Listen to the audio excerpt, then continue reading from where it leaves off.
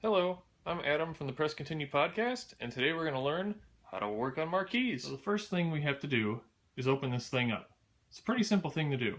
That black bar across the top comes off. There's only a few screws that you have to take off. Mine actually took security screws, so I had to pick this up from Lowe's. The size that I needed to use was T15. So we just take this apart here. That black part comes off, and your marquee just kind of slides out, comes right out. Very simple. The marquee itself is actually just a piece of plexiglass with like a piece of paper behind it, which is whatever you want the marquee to be. So I've heard of people printing out their own off of a computer or having professionals print it out and making it whatever game you want. This is what's inside there. This is all the original work that's in there, where you got a bunch of random wiring for everything that of course goes all the way down to the bottom of the machine. This light, I decided that it was too much trouble to try to find all the original parts and it would just be too expensive, so I'm replacing it with a different light. What I decided to go with was a new fluorescent light that I got from Walmart for about $10. I decided to get the 14 watt one because doing a little research I figured out that 15 watts is about what the original ones use. Also I decided to go with the 23-inch, which again is about the same width as the original.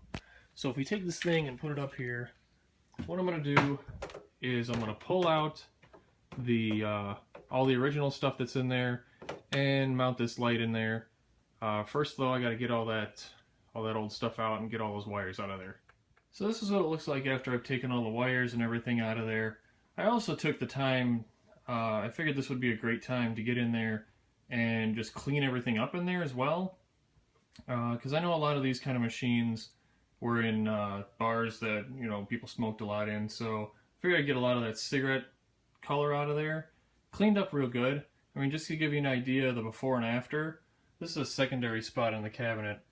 That white spot is the spot that I cleaned, and everything else is how gross it is in there. So, like I said, great time to get in there and really clean out the inside of this machine as well. Okay, so I finally got the new light installed. Thinking back, I probably would have got a different light bulb because this was the biggest pain in the neck I've ever had to install. The way it installed was really weird. They had a different one. It was a bigger bulb that they had at Walmart, where all you had to do was put in 2 screws and it just hooked right in. This one was terrible, so make sure you have something easy to install when you go to do this. But now all we have to do is put the marquee back in. So grab that and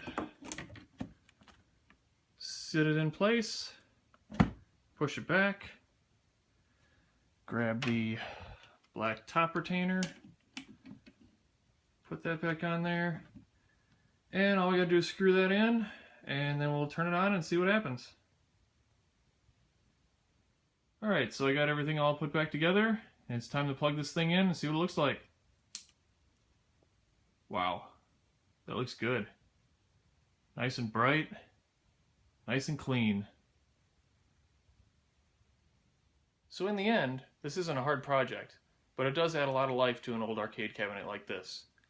So please tune in to our podcast at www.presscontinuepodcast.com, and also subscribe to this YouTube channel to get more updates on my old arcade cabinet as I work on it. See you next time.